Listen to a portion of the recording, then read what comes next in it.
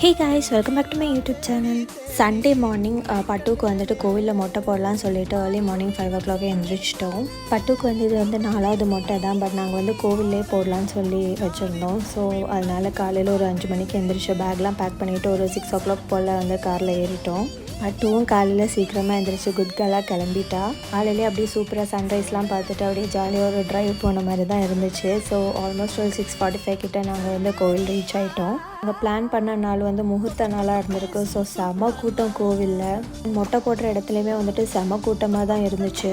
இவ்வளோ early morning நான் வந்து இவ்வளோ கூட்டம் இருக்குன்னு எக்ஸ்பெக்ட் பண்ணவே இல்லை. கொஞ்சம் நேரம் வெயிட் பண்ணி தான் வந்து மொட்டை போடுற மாதிரி இருந்தது. ஸோ மொட்டை போட உட்காந்த உடனே ஃபஸ்ட் ஹாஃப் அவள் அளவே இல்லை அண்ட் செகண்ட் ஹாஃப் செமையாக அழுதுட்டா.